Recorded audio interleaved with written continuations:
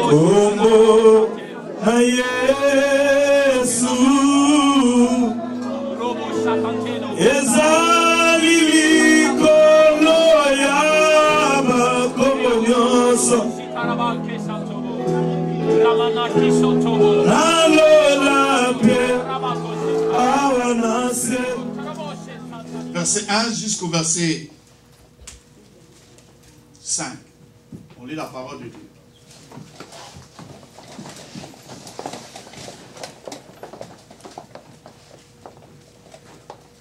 Après ces choses, Dieu mit Abraham à l'épreuve, dit à l'épreuve,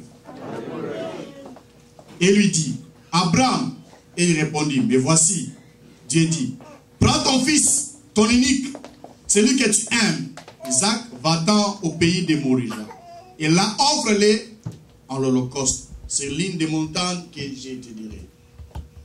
Abraham se leva de bon matin, cela son âne, et prit avec lui 2 serviteurs et son fils. Il fondit du bois pour l'holocauste et partit pour aller au lieu que Dieu lui avait dit. Le 3e jour, Abraham leva les yeux, vit le lieu de loin. Et Abraham dit à ses serviteurs, restez ici avec l'âne. Moi et les jeunes hommes, nous irons jusque là pour adorer et nous reviendrons auprès de vous. Amen. Amen. On s'assoit. Abraham, nous le savons très bien, c'est le patriarche, c'est le père de foi, de notre foi, le père des chrétiens, le père du christianisme. C'est par Abraham que l'histoire d'Israël a commencé.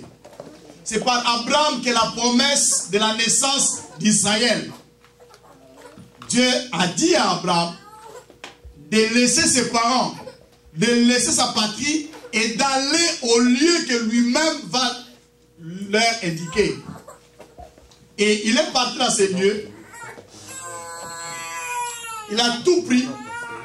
Et il s'est établi là où Dieu l'avait dit. De là que Dieu l'avait béni. Et je vous rappelle que sa femme, Sarah, ne mettait pas au monde. Et Dieu les a bénis avec un fils et unique. Lorsque Sarah était déjà vieille à 90 ans. Actuellement, ça ne peut pas se faire à 90 ans. Personne ne peut concevoir.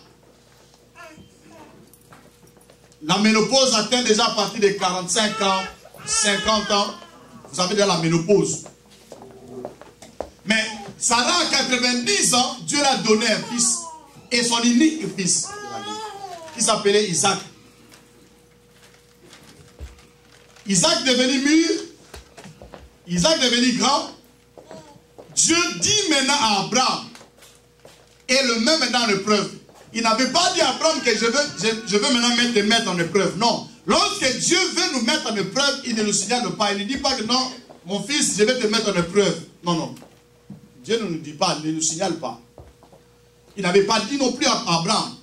Il a seulement dit à Abraham, prends ton fils unique et va là où moi je vais te montrer et tu vas sacrifier ce fils-là à moi.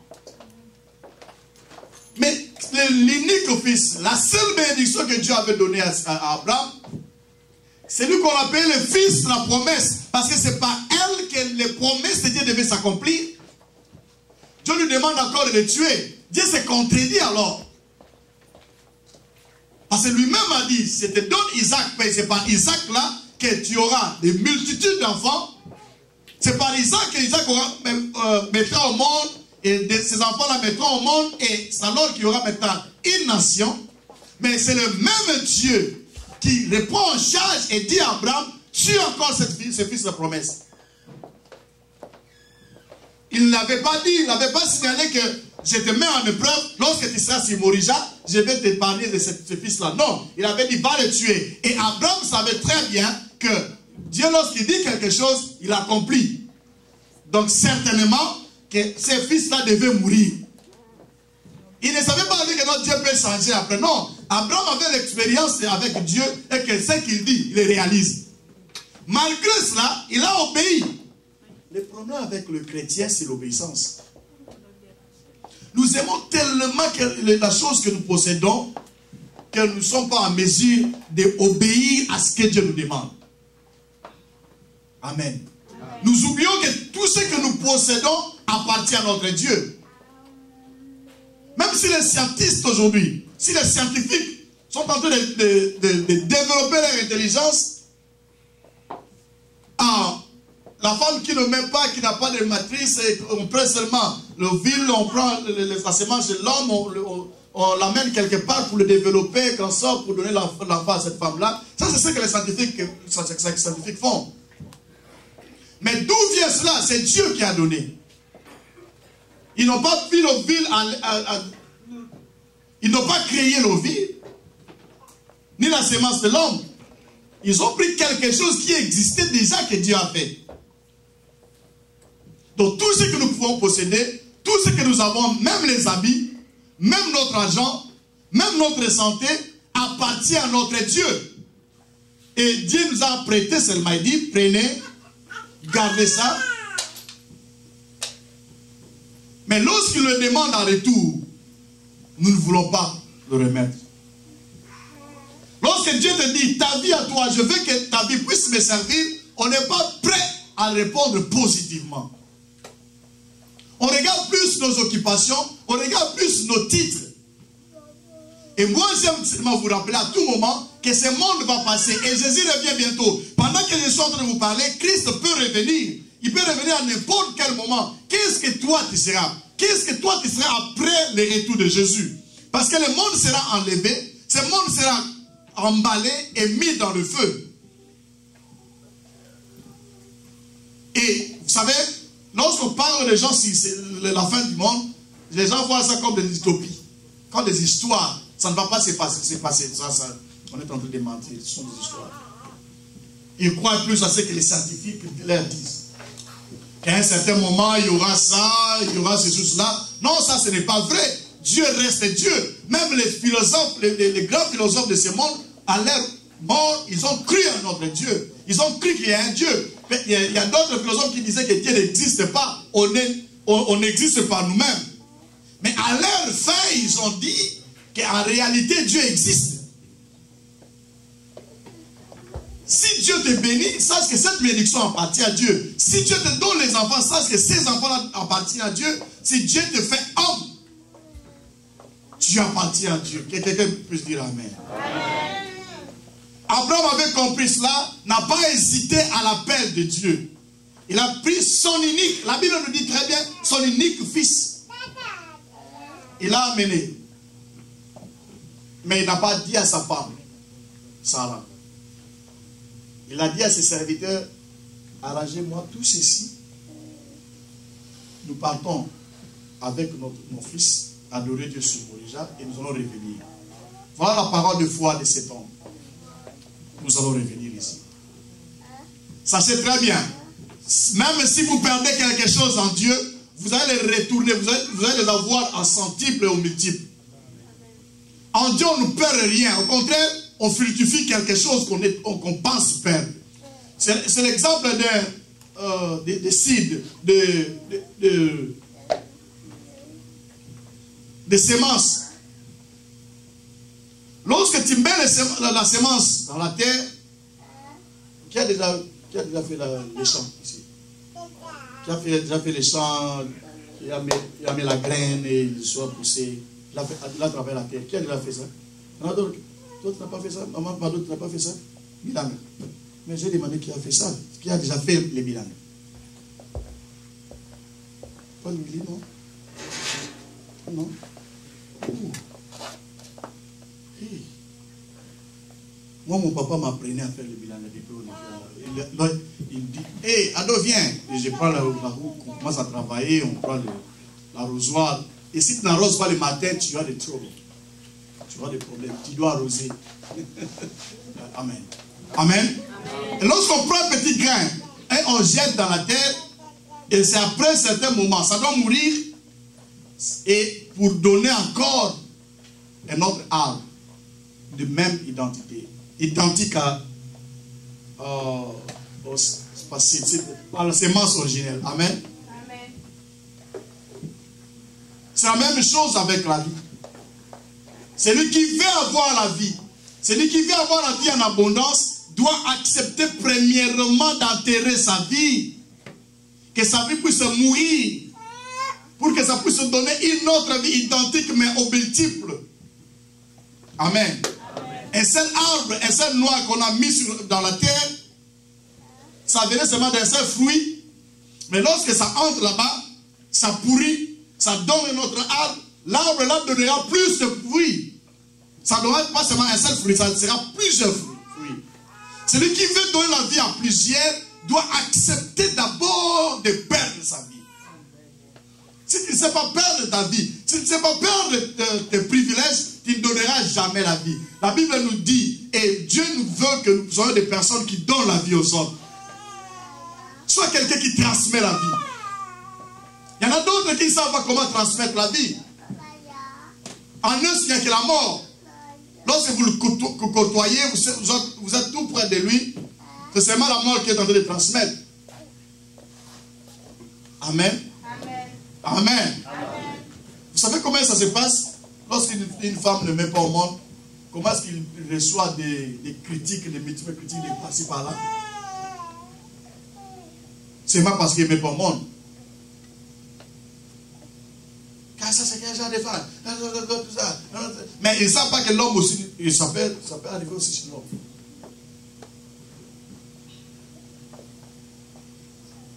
Amen. Amen. Venez vous dire. Yes. Je vais vous laisser quelque chose. Ses frères, sa frère s'appelle frère Mansouni. Et lui, c'est Mondongo.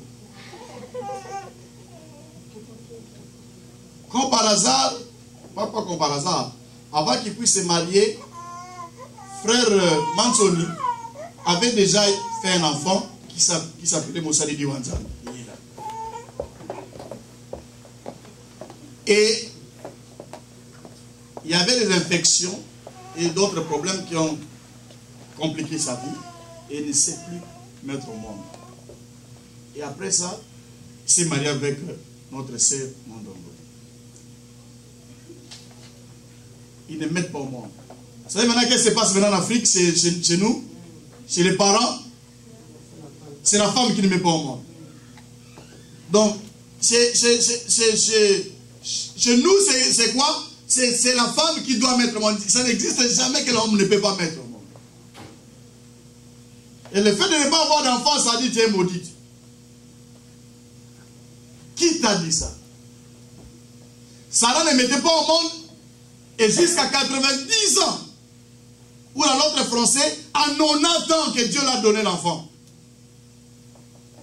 Bien sûr, il faisait objet de rieries de sa rivale, qui était qui? Agar. Agar qui était sa servante.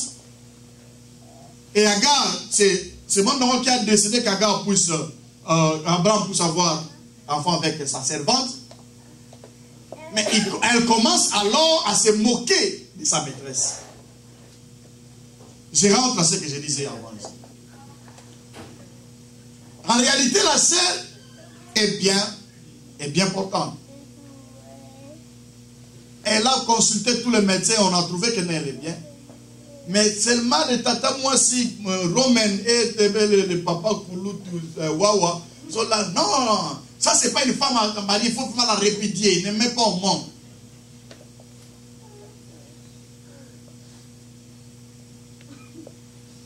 Amen. Seulement, l'ignorance, ça vient d'où?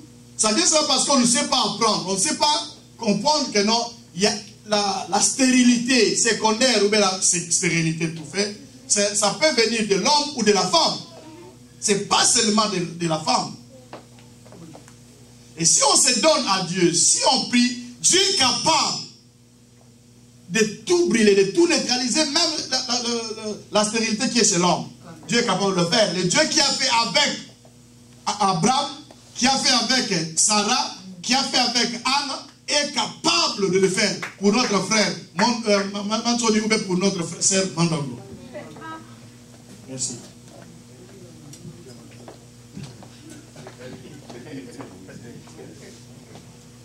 Amen.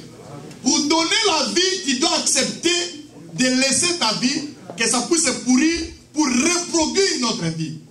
La vie se reproduit. Or, la reproduction ne vient que lorsqu'il y a la fusion. D'abord, il faut que ça puisse se pourrir. Et après la pourrition, alors, ça va maintenant donner la vie. Il faut accepter que tu puisses mourir en Christ Jésus. Mourir en Christ Jésus veut dire quoi? C'est ce que j'avais dit hier ici. C'est ne pas répondre positivement par rapport à ce que la chair te demande. La chair te demande de prendre l'alcool pour te livrer. Tu dis non, tu es mort. Quelqu'un qui t'injurie, tu ne sais pas répondre positivement parce que tu es mort. Tu as besoin d'entrer un peu dans le club pour faire un peu tout ça. Tu ne réponds pas positivement parce que quoi? Parce que tu es mort. C'est pas que non, tu vois quelqu'un qui dit, moi je prends un peu, moi je prends un peu de la bière, hein, c'est pas un problème. Je prends un peu de la bière. Moi depuis le pays, j'ai pris de la bière un peu. La Bible nous dit, ne vous enivrez pas du vin, soit de l'alcool. Écoutez, quelqu'un qui veut justifier maintenant son péché, il dit, montrez-moi là où on est écrit ça. Mais tu sais, ton cœur sait que c'est un péché de prendre cela, mais tu veux seulement faire emballer ça, embellir cela pour pécher. Pour pécher.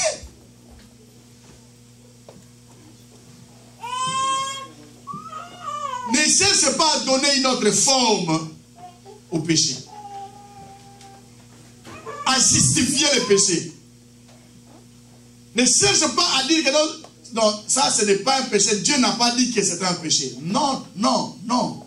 Là tu commets double péché. Pas seulement que tu pèches toi-même, mais tu es en train de mentir à Dieu. Aux causes c'est l'ensemble du macan. Amen. Va-t'en de ton pays. Prends ton fils unique. C'est lui que... Continuez, vous lisez ça? C'est lui que tu aimes. Dieu ne nous demande que la chose que nous aimons beaucoup. Pas la chose que nous n'aimons pas. Il y a ceux-là qui aiment plus leur vie que eux-mêmes. Qui aiment plus leur vie que tout autre. Mais c'est la chose-là que Dieu demande, ta vie. Ta vie. D'autres aiment plus leur véhicule. J'ai travaillé quelque part ici, je parlais avec quelqu'un qui me dit, vous savez, moi je n'aime pas voir des enfants. Quoi? Non, je n'aime pas voir des enfants. Moi j'aime rester avec mon chien et puis mon chat. Ça suffit. Et ils sont nombreux aussi. Vous pouvez aussi les condamner parce que c'est ça ce qu'ils veulent. Ils veulent rester comme ça. Lorsque je regarde, je me dis seulement, non, si tu étais en Afrique, tu dis que non, je ne peux pas avoir enfant. On te traiterait de tout sauf de rien. Amen. Amen. Amen. Il y en a d'autres. Moi, j'ai parlé à ma maman, à ma mère, je disais, bon, peut-être que moi, je peux avoir un enfant, et si c'est beaucoup, c'est 5 enfants. C'est beaucoup. Et quoi? Ferme ta bouche. Ferme ça. Moi, ta mère qui vous a fait 12, qu'est-ce que j'ai fait? Mais je ne peux plus écouter ça. J'ai dit maintenant, aujourd'hui, j'ai dit à moi, si je pouvais dire à ma maman, j'ai dit, vous connaissez la vie d'aujourd'hui, faire 12 enfants. C'est tout un problème. Et elle ne veut pas écouter quelqu'un pour se dire que non, je vais faire 3 enfants, 4 enfants. Je vais faire 2 enfants, 1 enfant. Je sais, la personne qui m'a promis, il va faire 12, c'est frère Badiaka, qui a dit que Daddy, moi je vais faire 12. Ça c'est bien, ça c'est lui qui a dit ça. Mais je ne vous conseille pas de le faire parce qu'un déquel coûte combien? Le péché n'a jamais été ôté dans le monde. Le péché est toujours couvert, a été toujours couvert. Souvenez-vous des tabernacles, lorsque les sacrificateurs entraient pour sacrifier, c'était seulement pour couvrir les péchés des gens. Et ils devaient le faire régulièrement pour couvrir le péché afin que la colère de Dieu ne puisse pas tomber sur les enfants d'Israël. Mais il y a eu un homme, Un homme, lorsqu'il s'est présenté, il n'est pas venu seulement pour couvrir les péchés, pour que nous puissions faire ça chaque semaine, sacrifier. Mais gloire à Jésus, parce que moi je suis né à cette période-là. Cet homme qui s'appelle Jésus, lorsqu'il s'est présenté, lui Dieu, Jean-Baptiste a dit, voici l'agneau de Dieu qui est venu pour ôter les péchés du monde. Et non pour couvrir les péchés du monde, mais pour ôter les péchés. En Jésus-Christ, les péchés n'existent plus. Celui qui croit en Jésus, il n'est plus dans le péché. Celui qui ne croit pas en Jésus, si tu crois à un autre Dieu, à un autre prophète que je ne sais pas, tous qui sont morts, qui ne sont pas ressuscités, sache que ton péché, le péché est en train toujours de continuer dans ta vie. Les péchés d'Abraham, les péchés d'Adam, les péchés d'Ève, les péchés de tes parents continuent de dominer sur ta vie. Mais celui qui a cru en Jésus, celui qui a reçu Jésus dans sa vie comme Seigneur et Sauveur, la personne là, le péché n'a plus le pouvoir sur sa vie. Parce que le péché est ôté de lui. Alléluia. C'est pour ça que je ne m'appelle plus un pécheur. Malheur à celui qui se considère comme un pécheur jusqu'à ce jour. Je ne suis pas un pécheur, moi. Parce qu'il y a quelqu'un qui est mort à ma place. Qui a pris ma place sur la croix. Il y a plus de 2000 ans sur la croix. Il a pris ma place. Là où moi je devais être crucifié, condamné. Il a accepté d'être crucifié à ma place. Alléluia. Alléluia. Nous devons être comme Abraham. Nous devons être comme Abraham, celui qui a accepté de sacrifier son unique. Il n'a pas dit à sa femme, vous savez, il y a d'autres personnes qui n'adhèrent pas à votre vision, à la vision de Dieu. Il ne faut pas leur dire le problème qui concerne les choses de Dieu. Amen. Parce qu'ils ne vont pas comprendre ça. Ça sera comme de la folie. Ils ne vont pas le comprendre. Abraham ne voulait pas parler à Sarah que j'ai pris l'enfant pour aller le sacrifier. Parce qu'il savait très bien, si je dis à Sarah, ma relation, l'alliance est entre moi et Dieu. Ce n'est pas entre moi, ma femme et Dieu. C'est entre moi et Dieu. Et c'est Dieu qui m'a demandé de sacrifier ce fils. Si osait seulement parler à Abraham et à Sarah, c'est fini. Il abîme la vision. Plusieurs font cette erreur-là. Plusieurs le font. Bien sûr, il faut servir Dieu avec toute la famille. Ça, c'est ce que Dieu veut. Mais sache que l'alliance, sache que l'appel, lorsque Dieu te fait, c'est d'abord toi.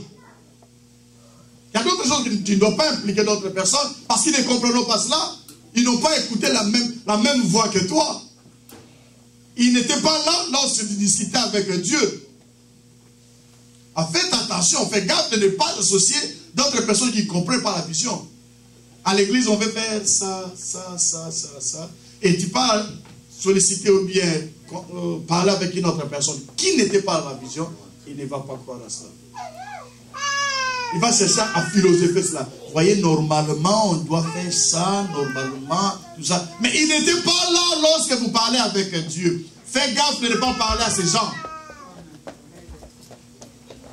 Les saluts individuels. Jésus revient bientôt. Maintenant, le moment où je souhaite vous parler, il peut revenir. Il ne prendra pas une famille, il prendra une personne. Individuellement. Moi, je serai enlevé, peut-être mon épouse va rester. Peut-être mes enfants vont rester. Et ma prière est que mon épouse et ma famille puissent être sauvés. Mais s'ils ne veulent pas, je ne vais pas laisser ma foi puisse être compromis à cause de ma femme. Parce que les salaires individuels, lorsque la trompette va sonner les derniers jours, c'est seulement la personne qui a l'oreille spirituelle qui va entendre cela être enlevé. Ce n'est pas une famille qui va être enlevée. Et j'ai pris mon Dieu pour que toute ma famille soit enlevée.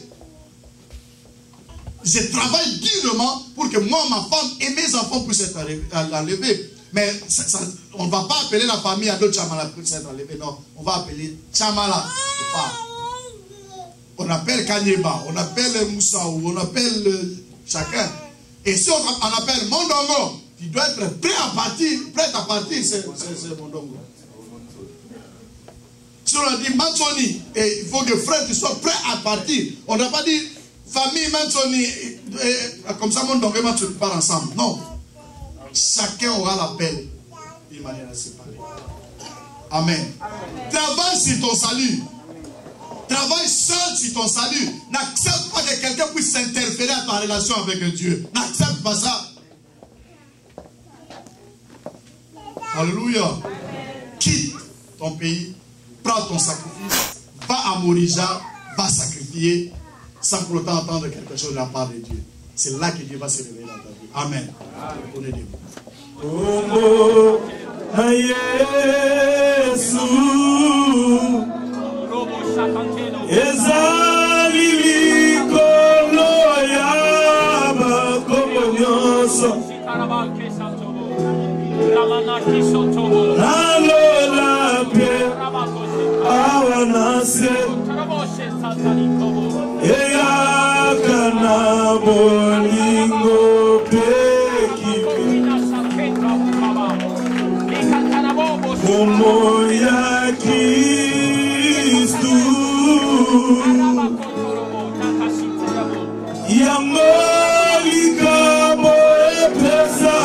Melina biso bato